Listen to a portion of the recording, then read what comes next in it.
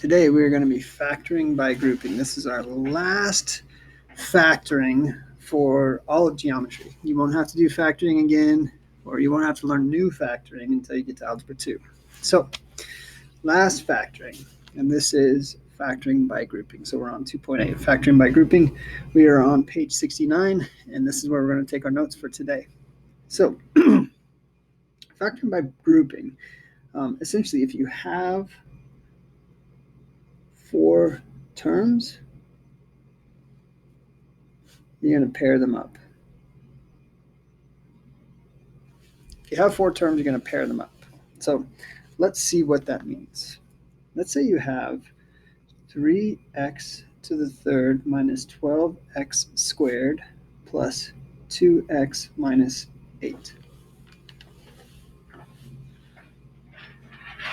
Right here you have 4 terms, and it would be difficult to factor these as they stand. So I'm going to pair them up. These two have the most in common with each other, and these two have the most in common with each other. So with this red one, I notice that I can take out of this group, they both have a 3, and they both have x squared. So I can factor out 3x squared. And what I'm left with is x, 3 divided by 3 is 1, x to the third divided by x squared is x, minus 12 divided by 3 is 4, x squared by x squared is 1. So I'm left with this factor, 3x squared times x minus 4. And then on this side, they both have a 2 in common. So I have left over x minus 4. So now, if you notice something kind of cool, there's x minus 4 and x minus 4. So what I can do is I can actually factor out of this whole equation, I can factor out my x minus 4. So I'm going to pull my x minus 4 out. And what I'm left with is a 3x squared and a 2. So you know it's 3x squared plus 2. So 3x plus 2, 3x squared plus 2. And then this x minus 4 is here. And there I have my factor by grouping. I just factored this by grouping. So let's look at another one really quickly. Let's check out 2a squared plus 8ab minus 3a minus 12b. So where am I common? These both have a's and 2's. These both have 3's. So I'm gonna split them up like this. And so this has 2a. These both have a 2 and they both have an a. So I'm left with a plus 4b. I'm going to take out a negative 3. And take out a negative 3. Now, if I'm taking out a negative, because I'm multiplying it through, this becomes a positive, and this negative also becomes a positive. Because negative 3 times a is negative 3a, and negative 3 times 4b is negative 12b. So if I'm pulling out a negative, I have to make sure I pull that negative out of both of these. And then look, I have again the same thing there. So I can factor that out, or I can pull that out, and I have a plus 4b times what's left over, 2a minus 3. There is my fully factored problem. So that's how you factor these polynomials. Just factor by grouping. So that's the basics. If you get that, great. Let's do a few from our homework. So you can turn with me to page 71. Let's go through a few of these. So I'm going to use my pencil just in case I make mistakes. So here I'm going to separate the ones with lots of b's to the ones with little to no b's. So for this first section, they both have b squared. So I'm going to pull b squared out, and I'm left with b minus 4. And then this, I can't pull anything out, so it's b minus 4. Now, if I have nothing here in front of my parentheses, it's the same as having a 1 here, right? So nothing is the same as 1 because 1 times that is the same as 1. So I see that, look at that, I have a b minus 4, b minus 4. So I could factor that out, b minus 4. And what I'm left with is a b squared plus 1. Now you cannot forget this 1. So even if this wasn't here, if I factored this out, I'd be left with 1. So you can't leave it because b minus 4 times b squared would be this one. B minus 4 times 1 would be this one. So that is my factored polynomial. Okay. So I got number 3. I've got d squared c. I've got c, d, and d.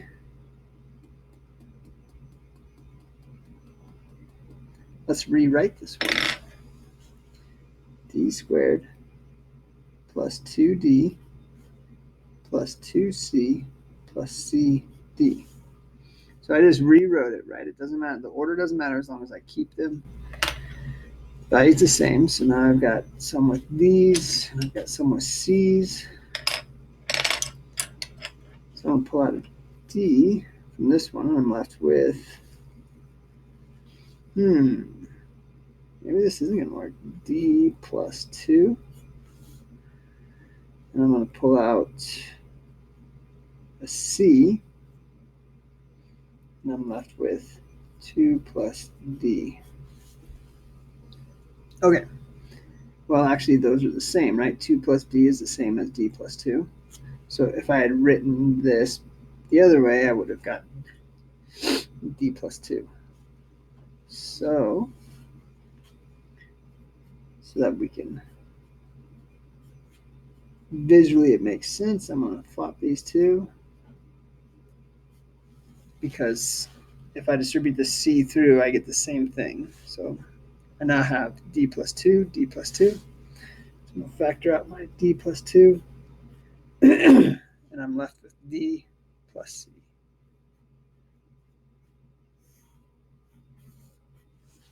Just like that. Okay, let's try another one.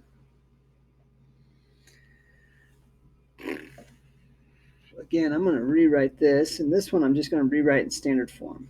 So I have 8s to the third minus 64s squared plus s minus 8.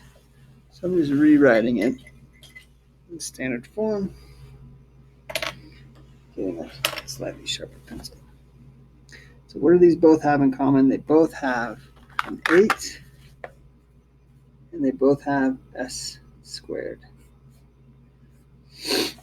So this one would be s minus 64 divided by 8. This one would be, well, s minus 8. There's nothing I can take out of those. So I group those two, then put my colors in, but you're getting the idea of this grouping. So I have s minus 8. I can pull out my s minus 8, and I'm left with 8s squared plus what? Plus 1. You can't leave this whole side hanging. If I pull the s minus 8 out, I'm left with 1.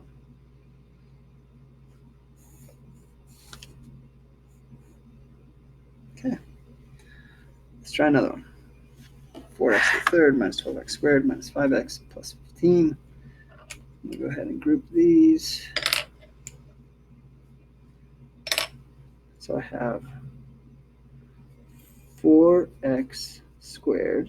I'm left with x minus 3. I want to take out a negative 5. So I'm left with a positive x. Negative, positive, so I actually have a negative 3. Well, that was convenient because now I have x minus 3 times what's left over, 4x squared minus 5. There it is. Okay. Let's keep going. Do a couple more. Ooh, okay, cool. These are going to be kind of fun because we're going to find some squares like we did 2 lessons ago. So for this one, I pull out a 4c, and I'm left with c squared minus 1. Almost looks like I'm done, right? However, if I notice, this is a perfect square, and this is a perfect square, right? 1 times 1 equals 1. C times c equals c. So if you remember, if I have a perfect square minus a perfect square, what that becomes is c plus 1, c minus 1.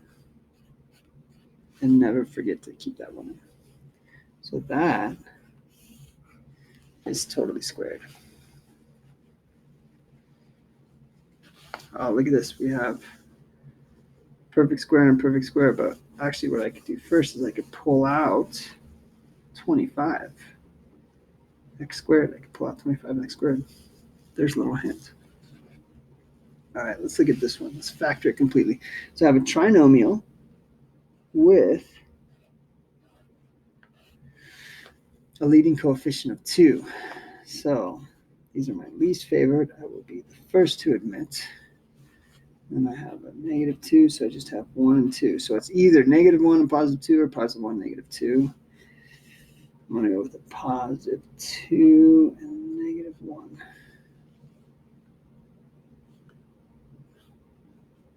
Negative 1a, 4a, so that gives me a 3a. So there it is.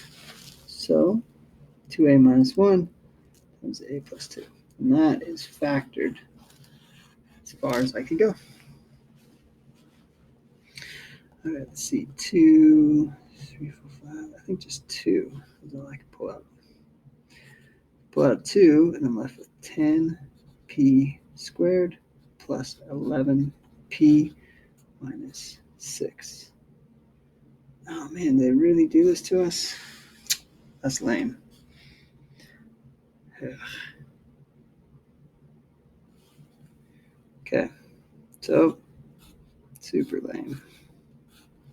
Leading coefficient of 10. Lame. So how do I get to a 10p? It's either 1 and a 10 or 2 and a 5.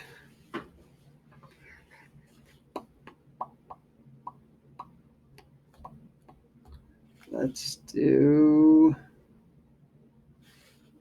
6. I have 1, 6, 2, 3.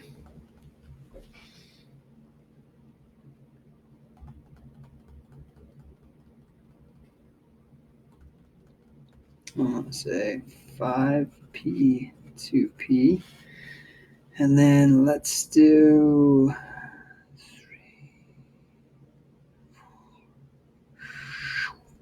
15. What's 19? No, 6, 2, 6, be 12, 1. Nope. Oh man, this is hurting me. Okay, I'm going to change this. All about guess and check. I'm going to go for a 10 and a 1. And then I'm going to go for a 2 and a 3. No, that doesn't make it either.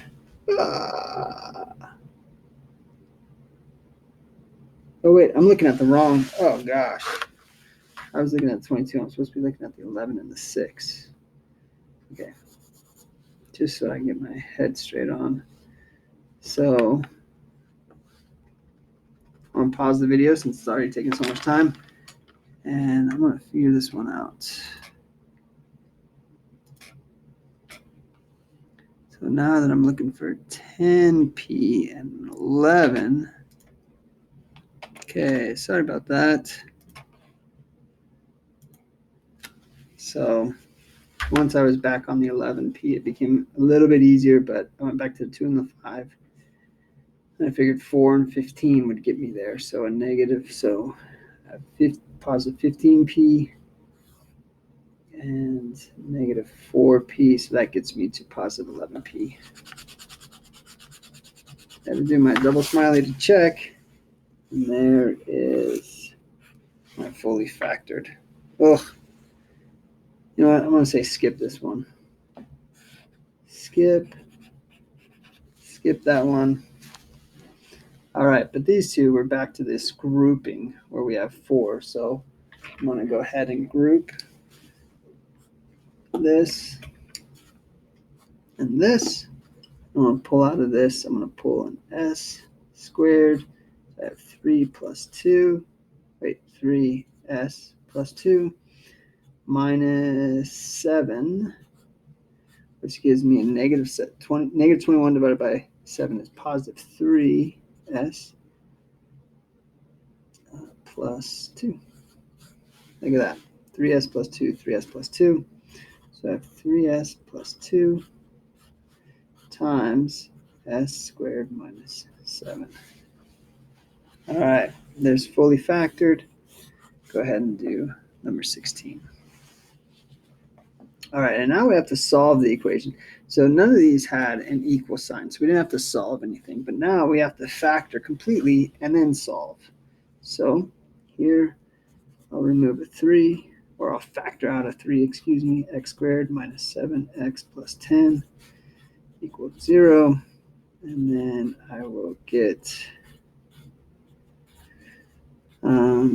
factors of 10 are 1 and 10, 2 and 5. So I've got negative 2, negative 5 is equal to negative 7. So now since I'm equal to 0, I have 3 solutions with 3 possible. Actually, there's no x here, so that is not a solution. I'm sorry. So I have 2 solutions, and I could double check 2 solutions because it's squared. So I have x minus 2 equals 0 and x minus 5 equals 0. Make sure you show your work.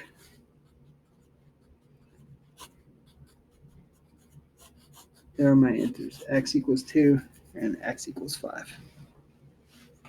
Okay, so let's look. Oh, here we go. We have 2 perfect squares. We have C4, which is c squared times c squared. And then we have 81, which is 9, and c squared, which is c. So we have 2 perfect squares that are subtracted. So hopefully you'll start to recognize when you have 2 perfect squares subtracted, it's 1 perfect square, c squared, plus that square, and then c squared minus that square. So it's plus and minus. That is actually as far as I can do it. Too bad they didn't have that a little bit different. So I have c squared. Oh, no, I can factor out of these both. I could factor out a c. Would that help me?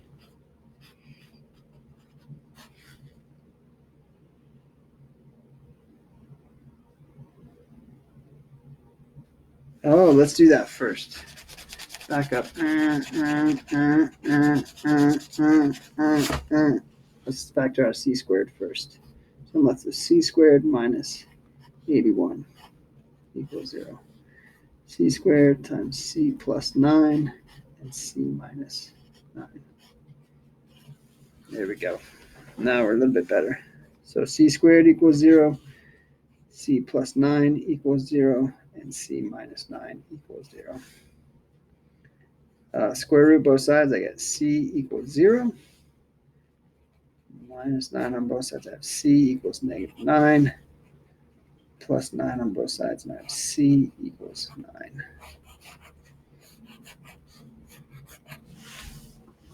Okay. Boy, last one. Let's take a 3 out of both of these. Let's take a 3 in out of both of these. And 48 divided by 3 is that 18? 48 divided by 3, 16. So I have 16 minus n equals 0. They're giving us some pretty lame problems.